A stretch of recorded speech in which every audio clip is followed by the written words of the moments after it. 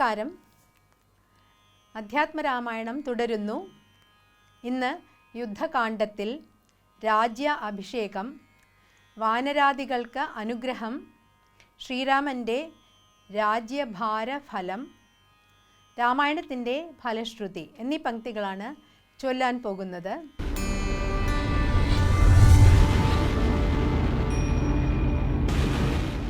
മന്ദമന്ദം ചെന്നു രാഘവൻ വാസവമന്ദിര തുല്യമാം താതാലയം കണ്ടു വന്നിച്ചകം പൊക്കുമാതാവു തൻ പദം വന്നിച്ച തന്യ പിതൃപ്രിയമാരെയും സുഗ്രീവനോടു പറഞ്ഞു ഭരതനും അഗ്രജനിപ്പോൾ അഭിഷേക കർമ്മവും മംഗളമാറു നീ കഴിച്ചിടണം. അംഗദനാദികളോടും യഥാവിധി 4 സമുദ്രത്തിലും ചെന്നു തീർത്ഥവും കാലേ വരുത്തുക മുമ്പിനാൽ വേണ്ടതും രത്നസിംഹാസനെ രാമനെയും ചേർത്ത് പത്നിയെയും വാമഭാഗേ വിനിവേശ്യ വാമദേവൻ മുനി ജാബലി ഗൗതമൻ വാൽമീകി എന്നവരോടും വസിഷ്ഠനാം ദേശികൻ ബ്രാഹ്മണ ശ്രേഷ്ഠരോടും കൂടി ദാശരഥിക്കഭിഷേകവും ചെയ്തിതു. പൊന്നിൻ കലശങ്ങളായിരത്തെട്ടും അങ്ങന്യൂന ശോഭം ജപിച്ചാർമറകളും നക്തഞ്ചരേന്ദ്രനും വാനരവീരനും രത്നദണ്ഡം പൂണ്ട ചാമരം വീണാർ. ശത്രുഘ്നവീരൻ കുട പിടിച്ചിടിനാൻ. ലോകപാലന്മാരുപദേവതമാരും ആകാശമാർഗേ പുകഴ്ന്നു നിന്നിടിനാർ. ഭക്തി കൈക്കൊണ്ടു മാദേവിയോടും വന്നു ഭാർഗനുമപ്പോൾ സ്തുതിച്ചു തുടങ്ങിനാൻ. രാമായ ശക്തിയുക്തായ നമോ നമഃ, ശ്യാമള കോമളരൂപായ തേ നമഃ, കുണ്ഡലീനതൽപായ നമോ നമഃ, കുണ്ഡലമണ്ഡിതഗണ്ഡായ തേ നമഃ, രാമായ രാജീവനേത്രായ ലോകാഭിരാമായ സീതാഭിരാമായ തേ നമഃ. ഭക്ത്യാ പിതൃക്കളും രാമഭദ്രനെ ചിത്തമഴിഞ്ഞു പുകഴ്ന്നു തുടങ്ങിനാർ. യക്ഷന്മാരൊക്കെ സ്തുതിച്ചോരനന്തരം രക്ഷോവിനാശകനായ രാമനെ കിം പുരുഷന്മാർ പരം പുരുഷൻ പദം സംഭവ്യ ഭക്ത്യാ പുകഴ്ന്നാരതിദ്രുതം. വിദ്യാധരന്മാരും അത്യാദരം പൂണ്ടു ഗദ്യപദ്യാദികൾ കൊണ്ടു പുകഴ്ത്തിനാർ.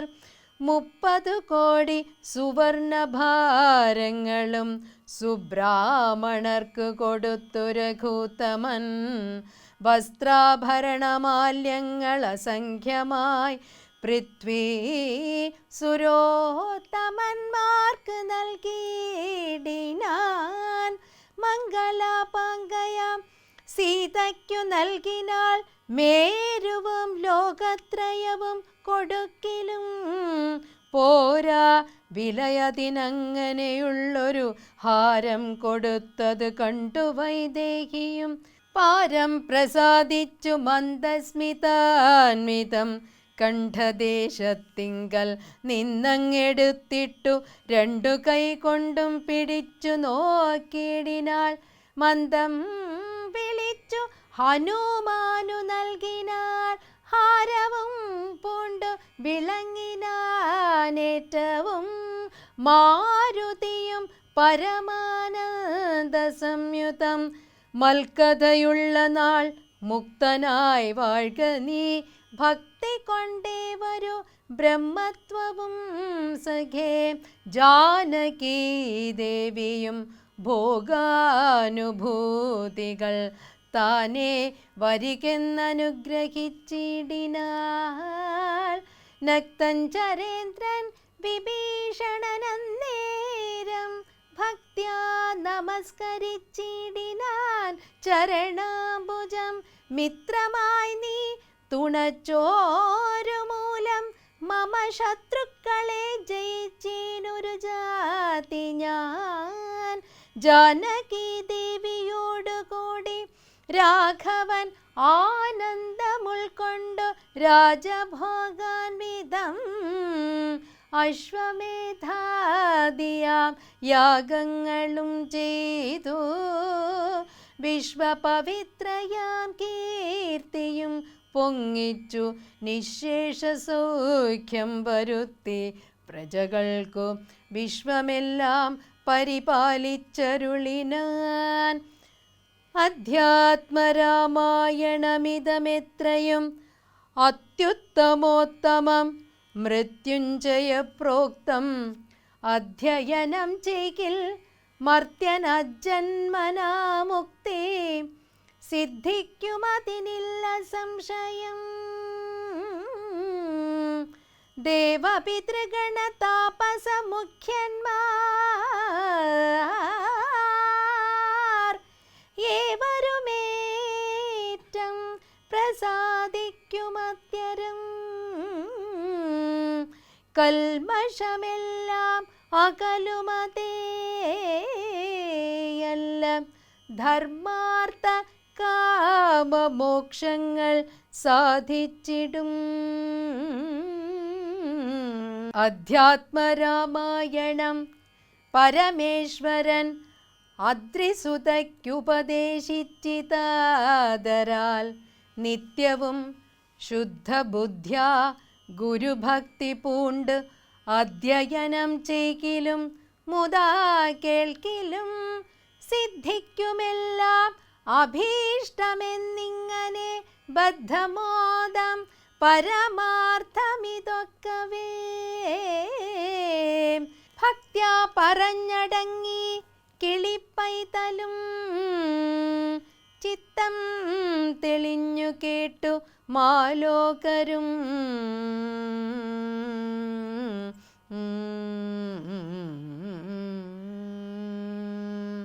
ഇതി അധ്യാത്മരാമായണേ ഉമാമഹേശ്വര സംവാദേ യുദ്ധകാണ്ഡം സമാപ്തം. ശുഭം. മംഗളം കോസലേന്ദ്രായ മഹനീയ ഗുണാബ്ധയേ ചക്രവർത്തി തനൂജായ സാർവഭൗമായ മംഗളം. ശുഭമംഗളം.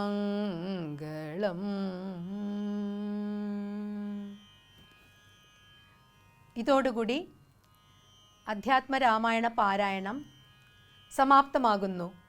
നമസ്കാരം.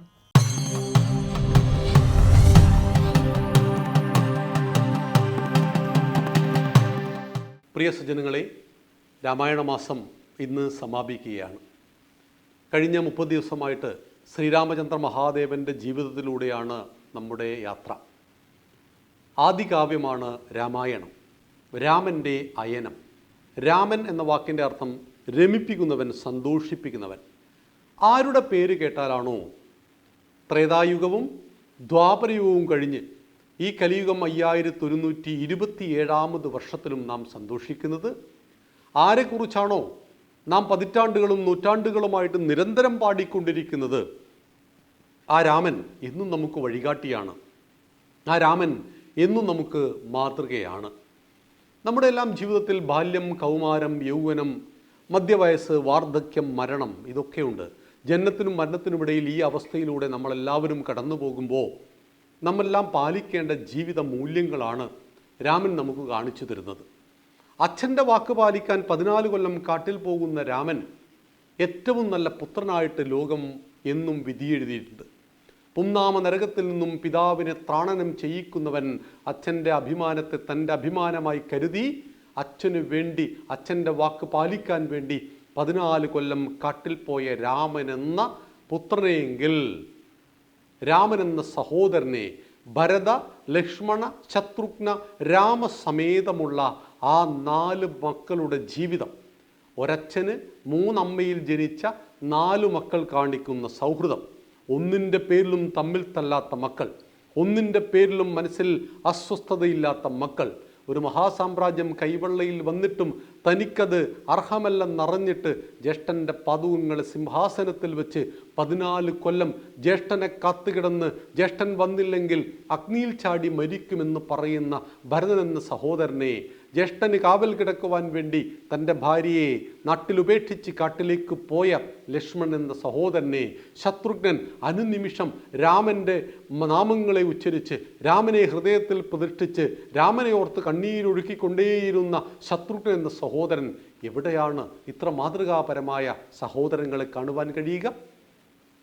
തൻ്റെ മിത്രങ്ങളായിട്ട് സുഗ്രീവനെ കരുതുന്ന, തൻ്റെ ആത്മമിത്രമായിട്ട്, തൻ്റെ ഏറ്റവും പ്രിയ ദാസനായിട്ട്, സ്നേഹിതനായിട്ട് എല്ലാം കരുതുന്ന ഹനുമാനെ കരുതുവാൻ കഴിയുന്ന രാമൻ ഏറ്റവും നല്ല കൂട്ടുകാരൻ കൂടിയാണ്.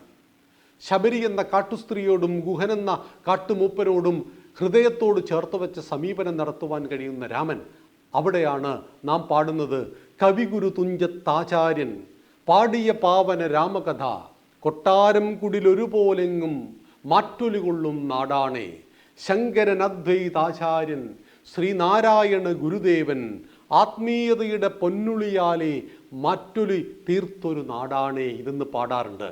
അതുപോലെ നമ്മൾ പാടാറുണ്ട് ആമരമീ മരമെന്നോതി അമരത നേടിയവനവേടൻ കടത്തുകാരനെ കെട്ടിപ്പുണരും കാനനഗാമി ഭൂപാലൻ അരയത്തിപ്പെൺ പെറ്റ മകൻ വേദം 4 പകുത്തവൻ പറച്ചി പെറ്റൊരു പന്തിരുകുലവും തോൾ ചേർന്നമരും നാടാണേ. ഈ നാടേതാണ്? പറച്ചി പെറ്റ പന്തിരുകുലത്തിൻ്റെ നാടാണ്. ഒന്നാമൻ അഗ്നിഹോത്രിയാണ്. ചാത്തനും പാണനും പാക്കനാരും പെരുന്തച്ഛനും നായരും വള്ളുവോനും ഉപ്പുകൊറ്റനും രചകനും കാരയ്ക്കലമ്മയും വായില്ലാ കുന്നിലപ്പനെയും പ്രസവിച്ചത് ഒരച്ഛനൊരമ്മയിൽ ജനിച്ച 12 മക്കളുടെ ചരിത്രം പറയുമ്പോൾ 12 ആളുകളുടെ കയ്യിൽ കിട്ടിയപ്പോൾ 12 വിധത്തിൽ അവർ വളർന്നു എന്ന് നമ്മെ പഠിപ്പിക്കുന്നു. അരയത്തിപ്പൻ പെറ്റമകൻ വേദം 4 പകുത്തവനാണെന്നറിയണം. ജാതീയതയും തൊട്ടുകൂടായ്മയും തീണ്ടിക്കൂടായ്മയും ഒന്നും ഹിന്ദു പവിത്രമായ ധർമ്മത്തിൻ്റെ ഭാഗമായിരുന്നില്ല. കാലാന്തരത്തിൽ വന്നു ചേർന്നു, ഹിന്ദുക്കളായിട്ടത് ഇല്ലാതാക്കിയിട്ടുണ്ട്. ആ പഴയ തൊട്ടുകൂടായ്മയെ, ജാതീയ ഉച്ചനീചത്വങ്ങളെ തിരിച്ചു കൊണ്ടുവരുവാൻ പലരും ഹിന്ദു വിരുദ്ധർ പരിശ്രമിക്കുന്ന ഒരു വർത്തമാന കാലഘട്ടത്തിലാണ് 1200 കർക്കിടകം സമാപനം ചെയ്തത്. അവിടെയാണ് ഈ ഒരു കർക്കിടക മാസത്തെ രാമായണ മാസമായിട്ട് കഴിഞ്ഞ 4 പതിറ്റാണ്ടിലധികമായിട്ട് നാം ആചരിക്കുമ്പോൾ രാമൻ എന്നും എക്കാലത്തും നമ്മുടെ ഹൃദയത്തിൽ ജ്വലിച്ചു നിൽക്കുന്ന നക്ഷത്രമാണ്. രാമൻ എന്നും നമുക്ക് വഴികാട്ടിയാണ്. ആ രാമൻ്റെ ജീവിതത്തിലൂടെയുള്ള യാത്രയാണ് എല്ലാ വർഷവും ഈ രാമായണ മാസത്തിൽ നാം ചെയ്യുന്നത്. നമ്മുടെ സനാതനധർമ്മം ഒരു നല്ല ഗാനത്തിലൂടെ നമ്മെ പഠിപ്പിക്കുന്ന ഒരു കാര്യമുണ്ട്. ദർശകരനവധിയുണ്ടാകാം, ദർശന വിവിധതയുണ്ടാകാം, എങ്കിലും അഖിലരുമൊന്നായൊഴുകും സിന്ധു ഭഗീരഥിയൊന്നാണേ. ദർശനവും ദർശന വിവിധതയും ഇവിടെ ഉണ്ടായിട്ടുണ്ട്. എന്നാൽ ഏത് ദർശകരും യോജിക്കുന്ന മഹത്തായ ഒരാശയമുണ്ട്. അത് രാമരാജ്യം എന്ന സങ്കല്പമാണ്. ഞാൻ നേരത്തെ സൂചിപ്പിച്ച മഹാത്മാഗാന്ധിയുടെ സങ്കല്പം രാമരാജ്യമായിരുന്നു. എന്താണ് രാമരാജ്യത്തിൻ്റെ പ്രത്യേകത? അത് ശ്രേഷ്ഠ രാജ്യമാണ്. ധർമ്മത്തിൻ്റെ അടിസ്ഥാനത്തിൽ ജനങ്ങൾ പരസ്പരം സഹകരിച്ചു ജീവിച്ച നാടാണ് അത്. അതുകൊണ്ട് രാമരാജ്യത്തെക്കുറിച്ചുള്ള വർണ്ണനയിൽ പറയുന്നുണ്ട് രാമരാജ്യത്തിലെ വീടുകളുടെ വൃത്തിയെക്കുറിച്ച്, രാമരാജ്യത്തിലെ നഗരങ്ങൾ, രാമരാജ്യത്തിലെ തെരുവോരങ്ങളെല്ലാം എങ്ങനെയായിരുന്നു എന്ന്. കാരണം രാമൻ കൊടുത്ത ഒരു കാഴ്ചപ്പാടിൻ്റെ അടിസ്ഥാനത്തിൽ ജീവിക്കപ്പെട്ട ഒരു ജനത. അതുകൊണ്ടാണ് ഭാരതത്തിലേക്ക് വന്ന ചൈനീസ് സഞ്ചാരി ഫാഹിയാൻ പറയുകയുണ്ടായി, ഭാരതത്തിലെ വീടുകൾക്ക് വാതിലുകൾ ആവശ്യമില്ല. ഇവിടെ കള്ളന്മാരുടെ ശല്യം ഉണ്ടായിരുന്നില്ല. ഭക്ഷണം വിൽക്കുന്നത് പാപമായി കരുതപ്പെട്ട രാഷ്ട്രം. എത്ര സുന്ദരിയായ സ്ത്രീക്കും സർവാഭരണ വിഭൂഷിതയായിട്ട് ഏത് അർദ്ധരാത്രിയിലും സഞ്ചരിക്കുവാൻ സ്വാതന്ത്ര്യമുള്ള രാഷ്ട്രമായിരുന്നു ഈ ഭാരതം. ഇവിടേക്ക് കച്ചവടത്തിന് വന്ന ആളുകൾ നമ്മുടെ നാടിനെ അടിച്ചമർത്തി. 2300 വർഷക്കാലത്ത് ചരിത്രം രേഖപ്പെടുത്തിയ നിരന്തര വൈദേശിക ആക്രമണത്തിന് പാത്രീഭൂതമായ മണ്ണാണ് നമ്മുടെ ഭാരതം. മാസിഡോണിയയിൽ നിന്നും അലക്സാണ്ടർ വന്നു. യവന ചക്രവർത്തി BC 326 പുരുഷോത്തമൻ എന്ന രാജാവിനുള്ളിൽ പിടിച്ചു നിൽക്കുവാൻ അലക്സാണ്ടർ കഴിഞ്ഞില്ല. യവനന്മാരും ശാകന്മാരും ഹൂണന്മാരും കുശാനന്മാരും നമ്മുടെ മണ്ണിനെ, നമ്മുടെ സംസ്കാരത്തെ ഇല്ലാതാക്കാൻ പരിശ്രമിച്ചു. പക്ഷേ ഈ രാമൻ്റെ മണ്ണ് അവർക്ക് മുന്നിൽ കീഴ്പ്പെട്ടു കൊടുത്തില്ല. എന്നാൽ ഇസ്ലാമിക രാജാക്കന്മാരുടെ ആക്രമണം 700 വർഷക്കാലം ഗസ്നിയും ഗൂറിയും കിൽജിയും തുഗ്ലക്കും ബാബറും ഹുമയൂണും ഷാജഹാനും ബഹദൂർ ഷാ രണ്ടാമൻ വരെ ചരിത്രം രേഖപ്പെടുത്തി 700 വർഷക്കാലത്തെ ഇസ്ലാമിക മതഭ്രാന്തിൻ്റെ ആക്രമണത്തിൽ 50 ലക്ഷത്തിൽ പരം ഹിന്ദുക്കൾ കൊല ചെയ്യപ്പെട്ടു. 40,000-ൽ പരം ക്ഷേത്രങ്ങൾ തകർക്കപ്പെട്ടു. അയോധ്യയും കാശിയും മധുരയും അടക്കം 3000 ക്ഷേത്രങ്ങൾ പള്ളികളായി രൂപാന്തരപ്പെട്ടിട്ടും ഈ സംസ്കാരത്തെ തകർക്കുവാൻ അവർക്കും കഴിഞ്ഞില്ല. 200 കൊല്ലക്കാലം ക്രിസ്ത്യാനിയായ സായിപ്പ് ഈ മണ്ണ് ഭരിച്ചിട്ടും ഇതിനെ ക്രൈസ്തവ രാഷ്ട്രമാക്കുവാനോ, 700 വർഷക്കാലം ഇസ്ലാമിക രാജാക്കന്മാർ ഈ മണ്ണ് ഭരിച്ചിട്ടും ഈ രാമരാജ്യത്തെ ഇസ്ലാമിക രാജ്യമാക്കുവാനോ അവർക്ക് കഴിഞ്ഞില്ല. BC 326 അലക്സാണ്ടർ തുടങ്ങി 47 ഭാരതമാതാവിനെ വിഭജിച്ച് ഈ ഭാരതത്തെ രണ്ടായി വിഭജിച്ചതിനു ശേഷം സ്വാതന്ത്ര്യം കിട്ടുന്ന 2300 വർഷക്കാലത്തെ ചരിത്രം രേഖപ്പെടുത്തുമ്പോൾ ഈ സനാതന ധർമ്മത്തെ സംരക്ഷിക്കുവാൻ വേണ്ടി ഹിന്ദുക്കൾ അനുഭവിച്ച നരകയാതന, ലക്ഷോപലക്ഷം ഹിന്ദുക്കൾക്ക് ജീവൻ ബലിദാനം നൽകേണ്ടി വന്ന ഈ സനാതന സംസ്കൃതി പിറന്ന മണ്ണിൽ ആ സനാതന ധർമ്മം ഇന്നും പൂർവാധികം ശക്തിയോടുകൂടി ജീവിച്ചിരിക്കുന്നുവെങ്കിൽ അതിൻ്റെ കാരണത്തിൽ പ്രധാനമാണ് ശ്രീരാമചന്ദ്ര മഹാദേവൻ എന്നറിയുക. അപ്പോൾ രാമായണം ചിങ്ങത്തിലും കന്നിയിലും വായിക്കാമോ? ഹിന്ദുക്കളായ നമ്മൾ രാമായണം വായിക്കാൻ തയ്യാറാകാത്ത ഒരവസ്ഥ വന്നപ്പോഴാണ് 1982 വിശാല ഹിന്ദു സമ്മേളനത്തിൽ കർക്കിടകത്തിലെങ്കിലും നിങ്ങളിതൊന്ന് വായിക്കൂ എന്ന് പറഞ്ഞത്. അതുകൊണ്ട് പ്രിയ സജ്ജനങ്ങളെ, നാളെ മുതൽ ചിങ്ങം ആരംഭിക്കുമ്പോൾ കർക്കിടകത്തിൽ മാത്രം വായിക്കേണ്ടതാണ് ഈ രാമായണം എന്ന് നാം പറയരുത്. അത് ചിങ്ങത്തിലും കന്നിയിലും ജനുവരി മുതൽ ഡിസംബർ 31 വരെയുള്ള എല്ലാ ദിവസവും വായിക്കേണ്ടതും വളരേണ്ടതുമാണ്. നമ്മുടെ ജീവിതത്തിലെ ഉന്നത മൂല്യങ്ങൾ, സിവിൽ സർവീസിൻ്റെ പഠനത്തിൽ പോലും ഒരു സബ്ജക്റ്റ് എത്തിക്സ് എന്നുള്ളതാണ് മൂല്യങ്ങൾ. ആ മൂല്യങ്ങളെ നമുക്കെന്നും പ്രദാനം ചെയ്യുവാൻ കഴിയുന്നത് ശ്രീരാമചന്ദ്ര മഹാദേവനാണ് എന്നറിയണം. സത്യത്തെയും ശക്തിയെയും ഒരുപോലെ ആരാധിച്ച ആ രാമൻ നമുക്ക് വഴികാട്ടിയാവട്ടെ എന്ന് ആശംസിക്കുന്നു. നന്ദി, നമസ്കാരം. ശ്രീരാമചന്ദ്രൻ വിജയിക്കട്ടെ.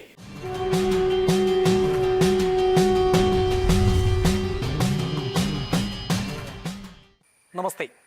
പരിത്യാഗിയാണ് ശ്രീ ഭരതസ്വാമി. ശ്രീരാമചന്ദ്രന്റെ പാദുകങ്ങൾ സിംഹാസനത്തിൽ പ്രതിഷ്ഠിച്ച് രാജഭരണം നടത്തിയയാൾ.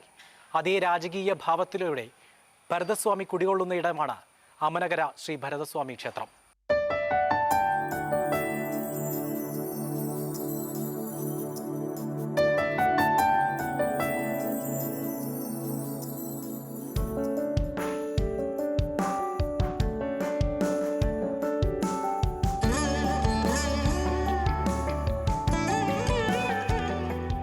രാമായണത്തിലെ നീതിമാനാണ് ഭരതസ്വാമി. അയോധ്യയുടെ രാജാവാകാൻ അവസരം ലഭിച്ചിട്ടും രാമപാദുകത്തെ സിംഹാസനത്തിൽ പ്രതിഷ്ഠിച്ച ഭരണം നിർവഹിച്ച് രാജ്യത്തോട് കാണിച്ച പ്രതിബദ്ധത, ജ്യേഷ്ഠനായ രാമനോടുണ്ടായിരുന്ന സഹോദര സ്നേഹം, തന്നിൽ വിശ്വാസമർപ്പിച്ച് മുന്നിലെത്തുന്ന ഭക്തരോടും അതേ കരുതലും പ്രതിബദ്ധതയും തുടരുന്ന ഭരതസ്വാമി വാണരുളുന്ന പുണ്യഭൂമിയാണ് അമനകര ശ്രീ ഭരതസ്വാമി ക്ഷേത്രം. കോട്ടയത്തെ നാലമ്പലങ്ങളിലെ മൂന്നാമിടം. കോട്ടയം ജില്ലയിലെ പ്രശസ്തമായ നാലമ്പലങ്ങളിലൊന്നാണ് അമനകര ശ്രീ ഭരതസ്വാമി ക്ഷേത്രം. പണ്ട് 5 മനക്കാർ താമസിച്ചിരുന്ന സ്ഥലം എന്ന നിലയ്ക്ക് ഐമനകര എന്ന ഈ സ്ഥലത്തിന് പേരുണ്ടായിരുന്നു. പിന്നീട് അത് ലോപിച്ചാണ് ഇപ്പോഴുള്ള അമനകര എന്ന പേരുണ്ടായിട്ടുള്ളതെന്ന് സ്ഥലനാമ ചരിത്രത്തിൽ കാണാൻ സാധിക്കും. 2014 ഇപ്പോഴുള്ള ശ്രീ ഭരതസ്വാമി ക്ഷേത്രം ദേവസ്വം ട്രസ്റ്റ് എന്ന പേരിൽ രജിസ്റ്റർ ചെയ്ത ഒരു സംഘടനയാണ് പ്രവർത്തിച്ചു വരുന്നത്. വളരെ ഭംഗിയായി ചിട്ടയായി ആചാരവിധി പ്രകാരമുള്ള ക്ഷേത്ര ആചാരങ്ങളെല്ലാം നടത്തിക്കൊണ്ട് 3 നേരം പൂജയും അതേപോലെ രണ്ട് പ്രാവശ്യമായി ക്ഷേത്ര ദർശനവും അനുവദിച്ചുകൊണ്ടുള്ള ക്ഷേത്ര സംവിധാനമാണ് ഇവിടെ ഒരുക്കിയിട്ടുള്ളത്. അതേപോലെ 1/2 നൂറ്റാണ്ടായിട്ട് ഈ ക്ഷേത്രത്തിൻ്റെ തിരുസന്നിധിയിൽ ഭഗവാന്റെ തിരുനാളായിട്ടുള്ള തിരുവോണ നാളിൽ അഖണ്ഡ നാമജപം ഈ ക്ഷേത്രത്തിൻ്റെ സന്നിധിയിൽ നടത്തുന്നുണ്ട്. അതിവിടുത്തെ ഈശ്വര ചൈതന്യത്തിനും അതുപോലെ ഇപ്പോൾ കാണുന്ന ഭൗതിക വർധനത്തിനും എല്ലാം ഇടയായിട്ടുള്ളത് ഈ നാമജപമാണെന്ന് ഇവിടുത്തെ അഷ്ടമംഗല ദേവപ്രശ്നത്തിൽ വരെ തെളിഞ്ഞിട്ടുള്ളതാണ്.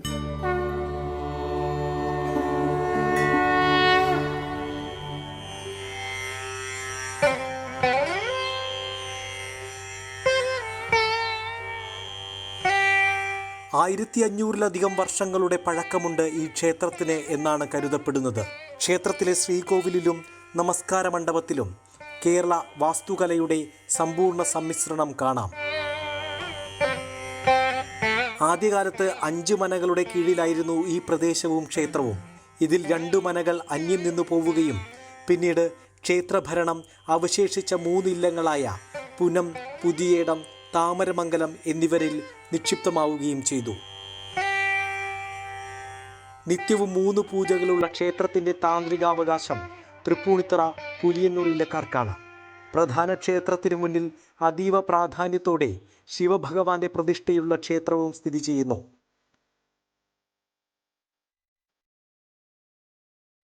ഇതോടൊപ്പം ശ്രീ ഗണപതി, യക്ഷി, നാഗരാജാവ് എന്നീ ഉപദേവതാ പ്രതിഷ്ഠകളും ക്ഷേത്രത്തിലുണ്ട്. തൊട്ടടുത്തുള്ള ദേവീ സാന്നിധ്യവും സവിശേഷമാണ്. വടക്ക് ദർശനവും ചാന്താട്ടവുമുള്ള ഉറുമ്പിക്കാവ് ദേവീക്ഷേത്രം ഭക്തരുടെ ആശ്രയമാണ്.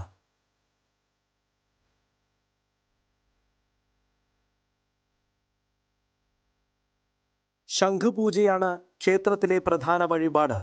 ഒപ്പം ഉണ്ണിയൂട്ടും നടന്നുവരുന്നു. ശ്രീരാമദേവന്റെ പാദുകങ്ങൾ സിംഹാസനത്തിൽ പ്രതിഷ്ഠിച്ച് രാജ്യം ഭരിച്ച രാമായണ സന്ദർഭത്തെ അനുസ്മരിപ്പിച്ച് ക്ഷേത്രത്തിൽ പാദുക പൂജയും നടന്നു വരുന്നുണ്ട്. പിതൃപുണ്യം നേടാൻ ഇവിടുത്തെ മീനൂട്ടും പ്രസിദ്ധമാണ്.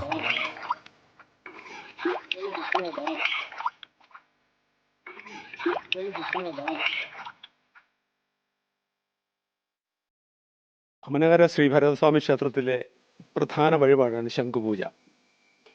ശംഖ് ഭരതനായിട്ട് അവതരിച്ചു എന്നാണ് ഐതിഹ്യം. ഉദ്ദിഷ്ടകാര്യസിദ്ധിക്ക് വേണ്ടിയാണ് ഭക്തജനങ്ങൾ ഈ വഴിപാട് നടത്തുന്നത്. കൂടാതെ നെയ്വിളക്ക് ഇവിടെ സമർപ്പിക്കുന്നുണ്ട്. ദുരിത നിവാരണത്തിനായിട്ടാണ് നെയ്വിളക്ക് ഇവിടെ ഭക്തജനങ്ങൾ സമർപ്പിക്കുന്നത്. കൂടാതെ പാൽപ്പായസം, അതുപോലെ തന്നെ ഉടയാട സമർപ്പണം മംഗല്യസിദ്ധിക്കായിട്ടാണ് ഭക്തജനങ്ങൾ ഇവിടെ ഉടയാട സമർപ്പിക്കുന്നത്. ബലി കർമാദികൾ മുടങ്ങിയ ആൾക്കാർ ഈ മീനൂട്ട് നടത്തിയാൽ അതിന് പരിഹാരമാകുമെന്നാണ് വിശ്വസിക്കുന്നത്. ധാരാളം ആൾക്കാർ ഇവിടെ മീനൂട്ടിന് എത്തുന്നുണ്ട്. നാലമ്പല ദർശനത്തിനെത്തുന്നവർക്ക് അന്നദാനം ഉൾപ്പെടെയുള്ള എല്ലാ സജ്ജീകരണങ്ങളുമായി ക്ഷേത്രം തയ്യാറാണ്. മേടമാസത്തിലെ അനിഴത്തിന് കൊടിയേറി തിരുവോണത്തിന് ആറാട്ടോടുകൂടി സമാപിക്കുന്ന 6 ദിവസത്തെ ഉത്സവവും കർക്കിടക മാസത്തിലെ നാലമ്പല ദർശനവുമാണ് ക്ഷേത്രത്തിലെ പ്രധാന ആഘോഷങ്ങൾ. മറ്റു വിശേഷ ഹൈന്ദവ ആഘോഷങ്ങളും ആചരണങ്ങളും പ്രൗഢഗംഭീരമായി തന്നെ ക്ഷേത്രത്തിൽ നടക്കുന്നു. രാമപുരം കൂത്താട്ടുകുളം വഴിയിലാണ് ഭരതസ്വാമിയുടെ ഈ ക്ഷേത്രം സ്ഥിതി ചെയ്യുന്നത്. രാവിലെ 5:30 മുതൽ 12:30 വരെയും വൈകുന്നേരം 5 മണി മുതൽ 8 മണി വരെയുമാണ് ദർശന സമയം. ഭക്തരുടെ അന്നദാന പ്രഭുവാണ് അമനകരയിലെ ശ്രീ ഭരതസ്വാമി. നാലമ്പല ക്ഷേത്ര ദർശനത്തിലെ അന്നദാന സങ്കേതം കൂടിയാണ് ഈ ക്ഷേത്രം. നന്ദി, നമസ്തേ.